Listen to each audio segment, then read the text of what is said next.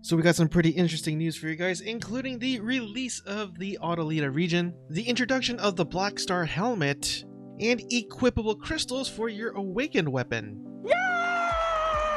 Hello everyone, my name is Solomon SK for Coffee and RPGs, where we cover the latest news, trends, and updates for the MMO and RPG gaming genre, including Black Desert Online. So if you guys got your coffee ready, let's go over these updates together. Cheers to you guys. Consider hitting the subscribe button down below, as well as the bell notification right next to it. Thank you!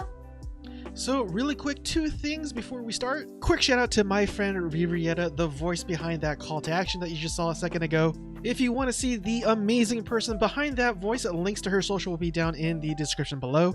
Let her know that I sent you if you do check out her content. And even before you even finish this video, but please come back when you do, type in the code BDOODLT. Again, that's BDOODLT for some pretty awesome rewards. I have no idea what those rewards are because I haven't claimed them yet, but this code will expire on October 21st, so definitely put that in before that date. Alright, so first thing is first, the biggest update so far obviously is the new BDOODLT content. You can see here, I am in their capital city of Adraxia, and I'm probably mispronouncing these names, so I do apologize.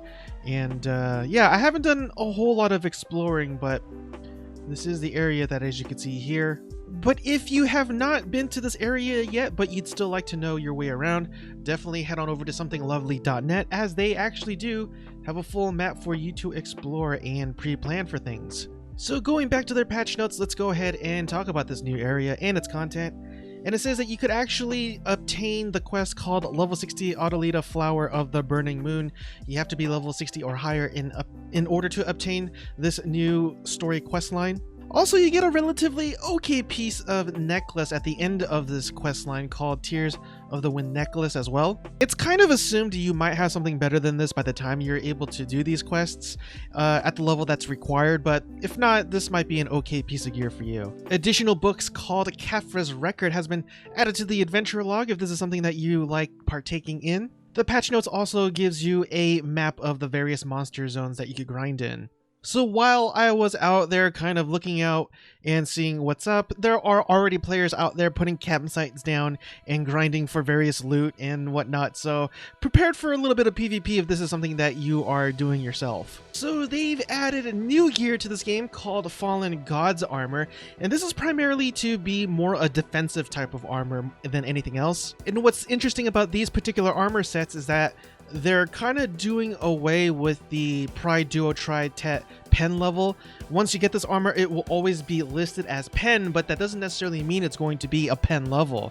Matter of fact, if you look at this chart here, if you have a Pri level, it's actually named Desperate Fallen God's Armor, with the actual pen level being called Obliterating Fallen God's Armor, with the various other titles or names given to the armor at various levels as well. So they did away with the actual title or the naming of the Duo-Tet, Pride, all that kind of stuff, but they didn't get rid of the actual benefits you receive of the various levels themselves. So again, it might be a little confusing, but they decided to go with this method. I don't know why, but they did. Well, actually, never mind. They actually did say why they did this, and it says, "We've tried to make Fallen God's armor gear feel more powerful by adding the pen icon to all enhancement levels." So it's just the feeling, I guess. I don't know.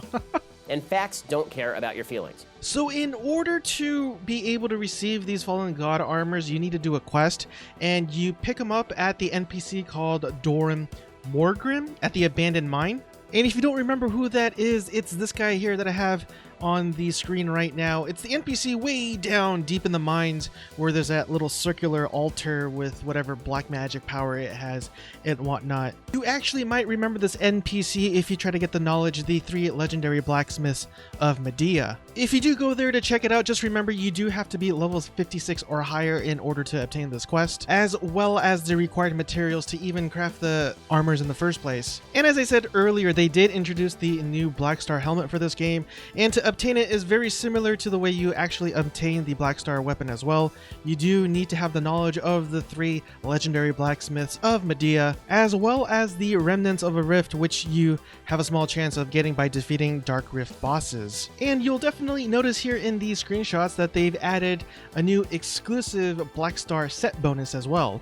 They've also added a new item here called Turo's Belt, which I would assume you would able to obtain by defeating Turos in the new region, with a pen level giving you 17 AP and an accuracy of 34. They've also added a new ring called the Ominous Ring, which drops by defeating Thornwood Forest's Fallen Abyss, with a pen level giving you an AP of 18 and an accuracy of 28. And as I said earlier, they've allowed you to be able to socket crystals in your awakened weapon now, but there is some work to do before you do so.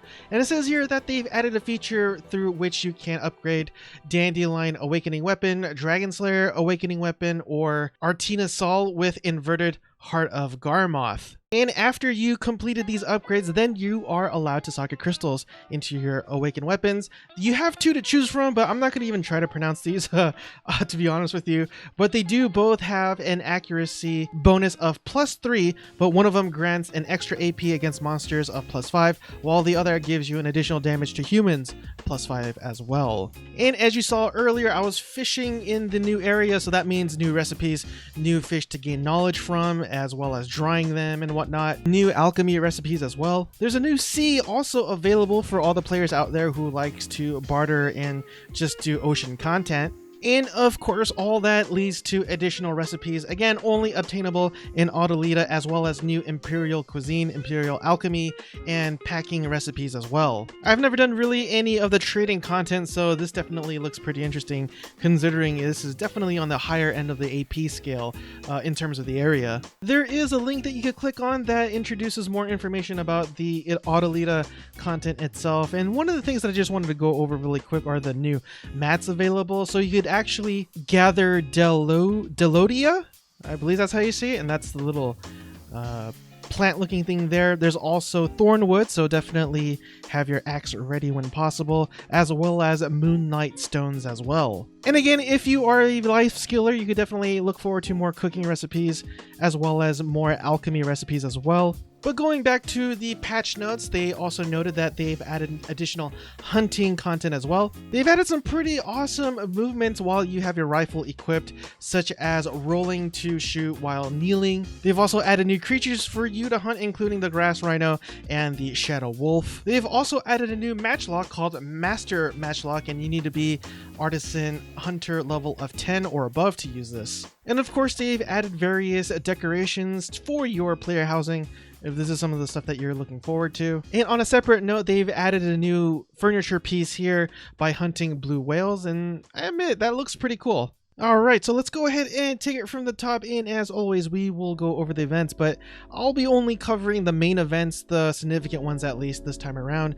And the first one here is the first event called Trade with the Trio. And you'll notice when you log in, you'll get the opportunity to get something called a supply box. And you have the option to give these boxes to 3 different NPCs, and they're located there on the map as you see here, called Mardum, Tolo, and Larosha. You could also obtain these boxes by fishing, gathering, and defeating mobs as well. Now you could trade these boxes in for gold bars, but that's not the significant part of this event actually. Starting on October 31st, there will be buffs given to us, but that's totally dependent on which NPC actually receives the most boxes. So for example, if Mardum receives the most boxes, then next week we get a combat experience boost of 300% on weekdays, but 500% on weekends. But if Tolo receives the most boxes, we will receive a life experience bonus of plus 50%. But if Larosha receives the most boxes, then we'll get a buff of an item drop rate of plus 50% as well. Me personally, as a filthy life skiller, I really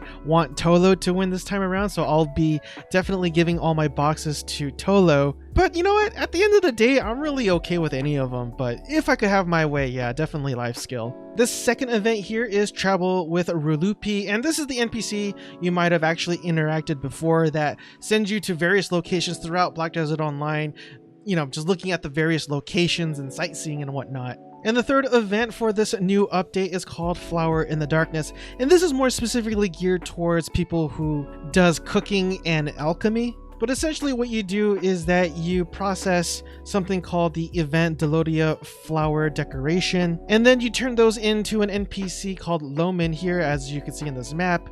And with that, you actually are allowed to craft various perfumes and swiftness and elixirs and whatnot. So if you didn't know already, PvP would be completely shut down for the entire server during a world boss event. But this time around, this will no longer be the case, but PvP won't be enabled around the boss itself in a small little diameter that you can see here on this map. So nice little change up there. And really quick before I forget, they did update the attendance rewards as well. But the 2 additional attendance rewards is exclusive to those who haven't played the game in a while or are new to the game, and that includes the rookie attendance rewards and the returning attendance rewards. And it says here that the rookie attendance rewards can be claimed by those who are logged in within 30 days, but the returning attendance rewards can only be claimed by those who have not logged into the game for 30 days. So a lot of classes this time around also are getting continual buffs. In my opinion, the Berserker, the Striker, and the Hashashin